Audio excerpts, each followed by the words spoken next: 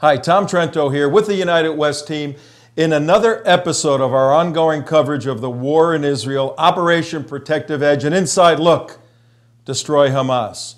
Over the past couple of days, there's been ongoing ceasefire discussions and activity of all types. But what we're going to do today, folks, is to give you an inside look into the war-fighting mentality, the ideology, the strategy of the Hamas as they use continually civilian human shields to disrupt, disable Israel's warfighting capability. Once you understand what the Hamas is doing, using innocent civilians to block Israel's capability, you'll be able to understand the difficulty Israel has, the West has, and then you'll be able to understand what Israel has to do in order to overcome the use of civilians as human shields.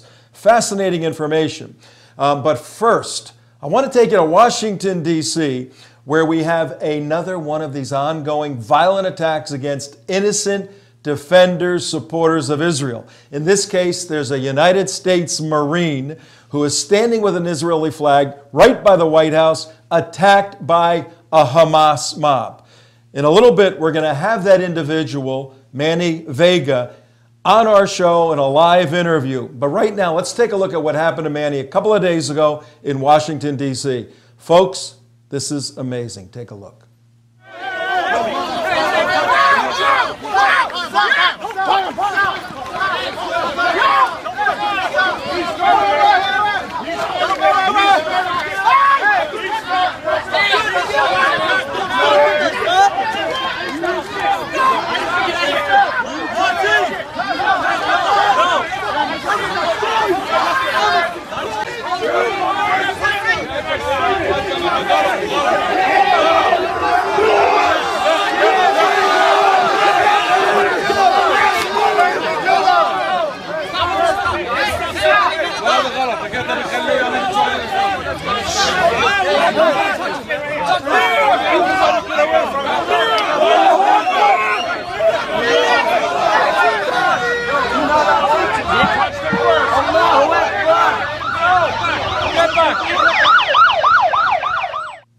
Again, I've seen so many situations like that. It just is amazing to see that happening on the streets of the United States, indeed, in the capital of the free world, Washington, D.C. Well, as you know, folks, it happened to us personally.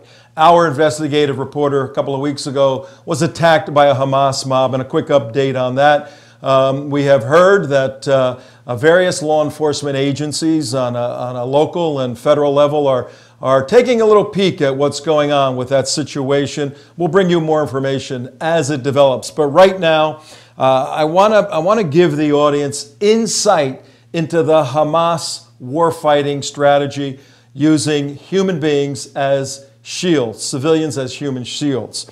And it goes back to what we've been doing here on our episodes covering the war in Israel, where we're laying out the fact of a static doctrine.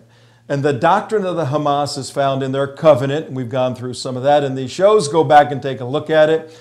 The doctrine that the Hamas warfighters are relying on, it's not just the covenant. The covenant, the Hamas covenant, the charter flows out of the Quran, out of the Sunnah, the life of the prophet, and out of the Hadith, the stories about the prophet. You take the compilation of this information and you have the doctrine of the war fighters. If they integrate that into their belief system, if it becomes their Weltanschauung, their worldview, then they will live and act in a particular manner. If you want to understand the threat doctrine and deal with it on a strategic and tactical basis, you got to understand the mindset of why these people can put women and children in front of artillery and guns and bombs. Now, one of the key factors in understanding this is the doctrine of fatalism.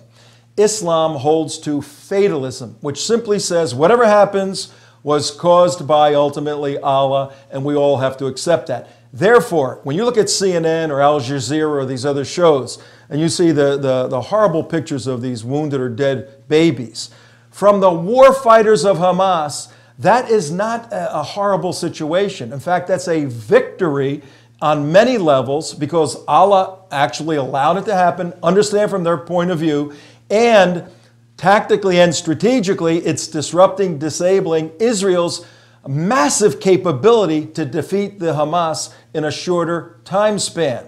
And how do we know that? Well, when Israel went into Gaza, when they went in with their forces and start going into the homes and running operations, they found an urban warfare manual in one of the neighborhoods in Gaza.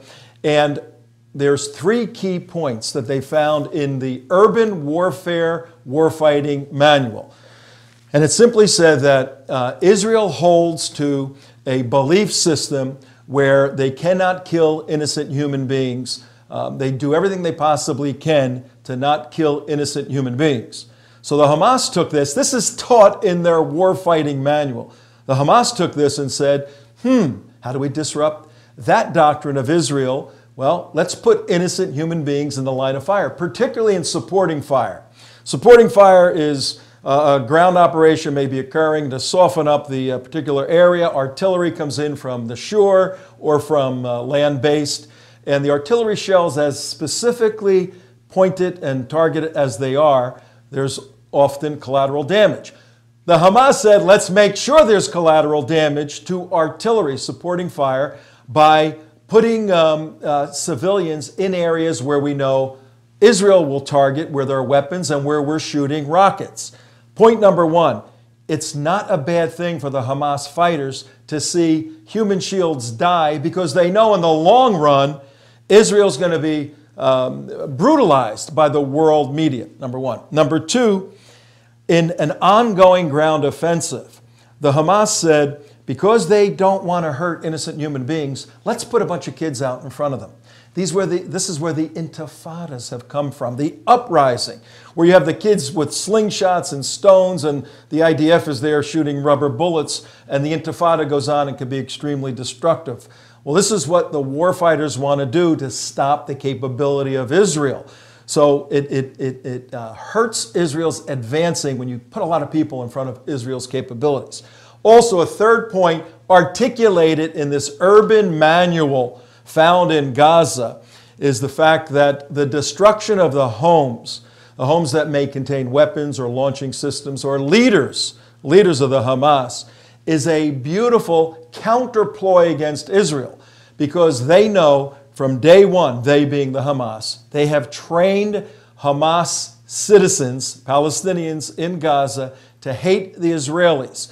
And if the Israelis destroy a home, regardless of the fact that it's a launching base, shooting missiles to kill innocent human beings in Israel, regardless of that, if Israel destroys the home of a leader or a missile firing base, they, the Hamas in their propaganda wing, will get the citizens of Gaza, the Palestinians, against Israel for a lifetime.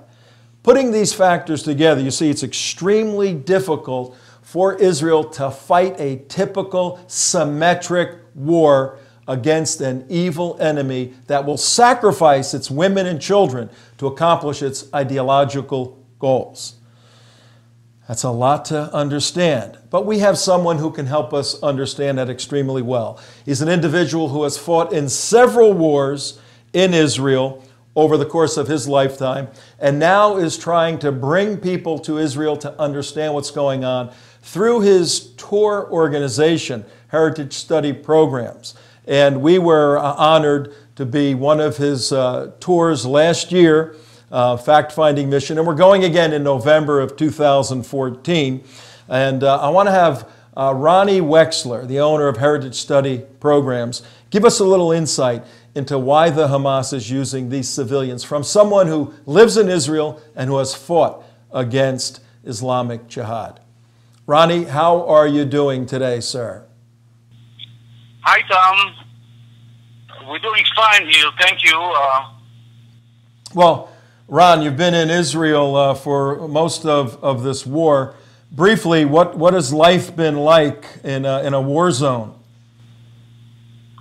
Well, in certain parts of Israel, it's hardly felt. In other places, it's unbearably, terribly affecting everything on a daily basis. places like Beersheba, Ashkelon, Ashdod, major cities in Israel are being attacked on a daily basis. Even after the ceasefire today, there was a bit of question whether it's going to hold or not, because firing commenced immediately after the ceasefire. People in Tel Aviv, the largest city in Israel, were running to shelters every time the siren sounded, and it was pitiful to see people stopping cars, buses being stopped, and people are looking for shelters. I'm with a group here in Israel, 120 people, and when we left the airport, a siren was sounded. Obviously, didn't hit anything because we had the Iron Dome. But Israel is not the same in the last 4 weeks, and but life goes on. Okay, well, one of the key issues that we're dealing with on today's show is this disparity between the ethics of Israel in fighting a war, not targeting specifically human beings who are innocent, and conversely the Hamas putting innocent civilians as human shields to disrupt Israel's warfighting capability. You fought in several wars for your country. Give us a little insight briefly into the difficulties in that sort of asymmetrical battle. Listen, it's not easy to fight any war, but obviously I'm speaking to many soldiers. As a matter of fact, I lost a member of family here. I can tell you that the Israeli army, the IDF, is the most honored army in the world, and we try to minimize any civilian casualties. We really are risking our own lives in terms of going to fight almost face-to-face in urban warfare, and take casualties just because we try not to inflict too much on the other side. Yet all these channels that I'm sure you're all hearing about are starting, their peers are starting not only in private homes in Gaza, but also underneath mosques, schools, hospitals, and everything else. So how do you eliminate the fact that so-called innocent people are being hurt? Hamas is getting the people to these places in order to show pictures, and as we all know, picture is worth 1,000 words. So for them, we believe in Israel, to show those pictures on the media is winning the war. And in a way they do, because here in Israel we're watching media from Europe and from the United States, and we can see the protest against Israel. It's almost sort of say if the contest between David and Goliath was to be placed today, and CNN would have been there, then Goliath would have been the victim. It's so bizarre that it's sadly humorous. All right, Ron, thank you very, very much reporting live from Israel. Roni Wexler, and we will see you in a couple of months. We'll be out there. Yes, folks, we're still going. Thanks, Ron. Always good to have. Thank you, and I'm looking forward to see you on the Israel. Absolutely. Take care. Always good to have firsthand information from a guy who has fought for his country and now trying to bring people to his country, show them what a phenomenal place Israel really is. But I think it's time right now that we go hook up with Manny Vega, the individual you saw in the beginning who was attacked in Washington, D.C. In fact, let's show a little bit more of that footage. Then when we come back, we'll have Manny live with us here.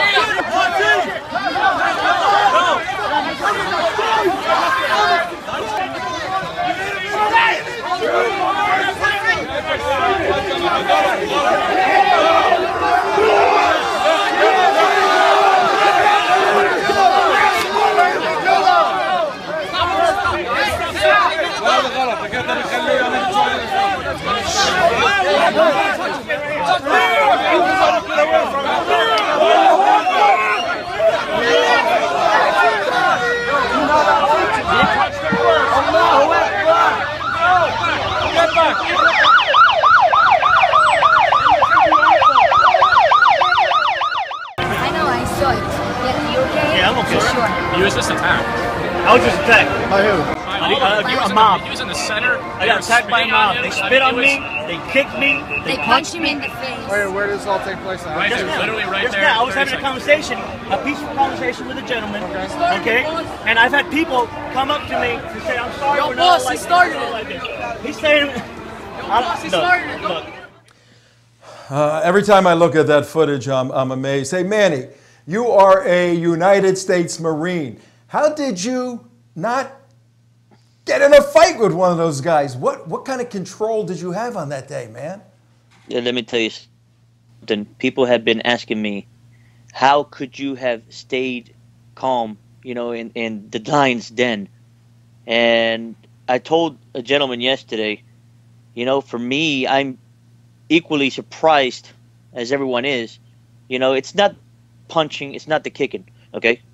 It's the spit in the face, all right?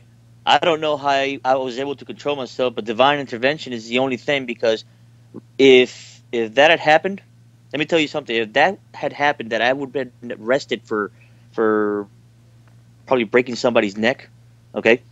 You guys would not have video footage of what occurred, because I would have been taken away on their handcuffs, all right? And that person that contacted me asked for my phone number and my email address to forward the video.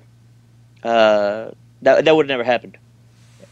No, let me tell you something. You served your country admirably as a United States Marine. You were a combat Marine in what, 2003, 2007 or so?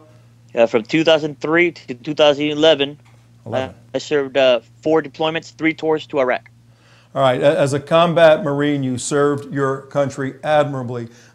but in Lafayette Square, right across from the United States White House, that you fought for all those years, you served your country even more admirably in many respects by not getting into a fight, because your point is well taken. What you did, your constraint and your stability, has as a result put you on a platform to speak very loudly and clearly for American principles and for standing with Israel. Why? You got balls, man. Let me tell you. Why were you standing alone there for Israel? What was that all about? Well, here's the thing. My intention was not to go up there alone. Okay? I listened on the radio that they were going to have a pro-Palestinian, pro-Gaza, pro-terrorist Hamas protest in front of the White House. And I told myself that I was going to go and buy myself an Israeli flag. Okay, I've been wanting to. And I called down in Fredericksburg, there's a flag store, and they didn't have one there because they ran out. Okay, not a shock. So I called down to Richmond, they had one more flag. And I went down to Richmond on Friday and got myself the flag. Now, before then I had posted on my Facebook page and on Uncle Sam's Misguided Children that I'm an admin at, that I'm going to Lafayette Square in front of the White House tomorrow, and I would like for each one to be in solidarity with the people of Israel. We got to show the people of Israel that the United States, all right, is not anti-Israel. Maybe the administration is, but not the people.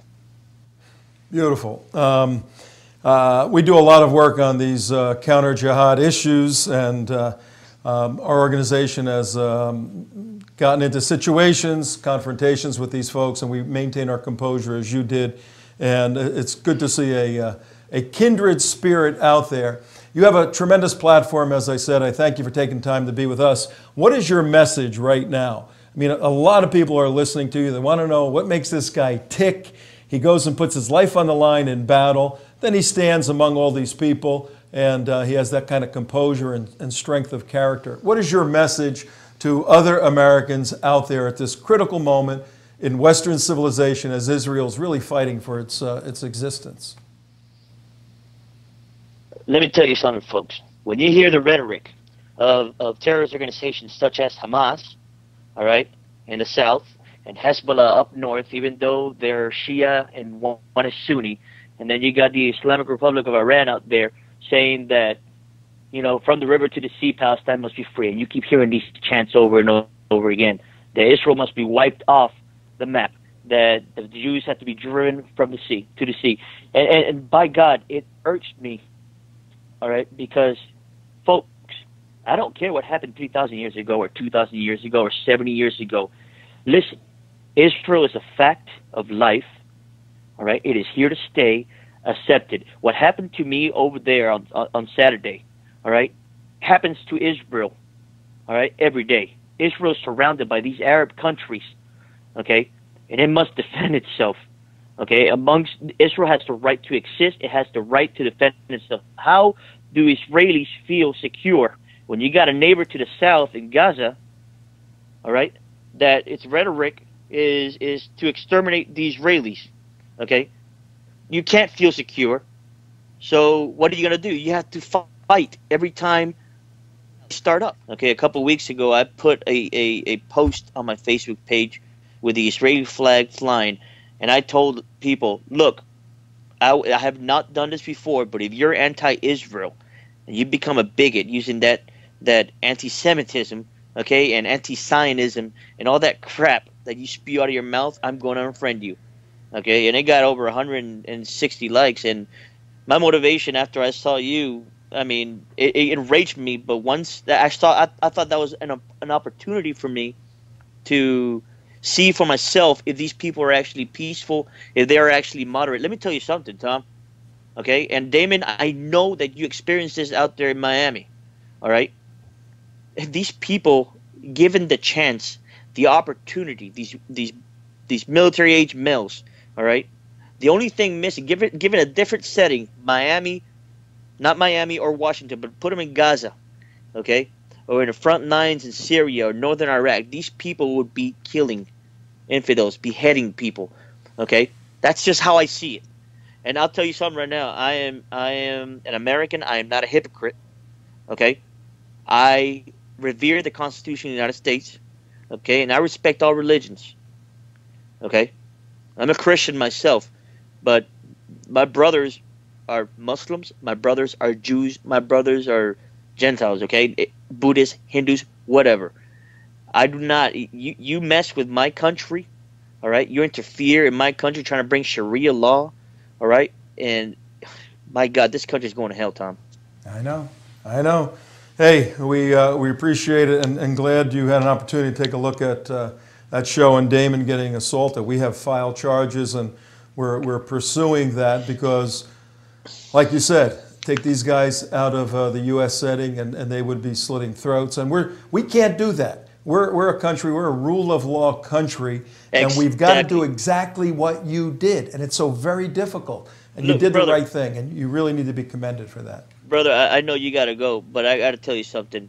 I am saddened that I didn't expect to be persecuted or prosecuted for practicing my dissent, okay? My opinion, all right? I got persecuted there, okay? In front of the White House, in our nation's capital, of all places, okay? Who knows if the president was in the White House, okay? It is wrong, and it's time that American people stand up. Wake the hell up what's going on around you. Too much apathy in this country, and that's going to be our downfall. So, it's crazy. All right, man. We really appreciate it. All right, Tom. We're going to let you go now. We'll be in touch, okay? If we can help you with anything, let us know. Aye, aye. No problem. Take it easy. Well, folks, another jam-packed show full of content and information that you can use to understand what's going on in the Middle East, in Israel, in the war in Gaza, so that you can take a firm stand for our #1 national security partner, State of Israel, and the Jewish people worldwide. Just listening to Manny Vega and seeing the stability and strength of character he has to not strike back, to hold back that anger, but to move forward in justice. And being a Marine for over 10 years or so, fighting for this great country, I'd like to share with Prime Minister Netanyahu my humble admonition at the end of this show, as we've been doing. Sir, as Manny Vega stood there across from the White House, symbolically, the most powerful city in the world, on the same ground as that White House, and he was assaulted and attacked by Islamic ideology, by Hamas, and he stood firm, not striking back, but striking back with moral courage. Sir, we admire your moral courage in this war, but we know you're fighting a kinetic war also, where you need to necessarily strike back. We just want to tell you, to encourage you in your steadfast resolve to do what's right for Israel. We want to encourage you that there are many men and women like Manny Vega who will take a stand morally, justifiably for Israel. You have friends here in the United States. You have many friends here in the United States. And maybe unlike the building across from Lafayette Park, the friends I'm talking about, sir, you can rely on. We'll be here for you. Thank you very much.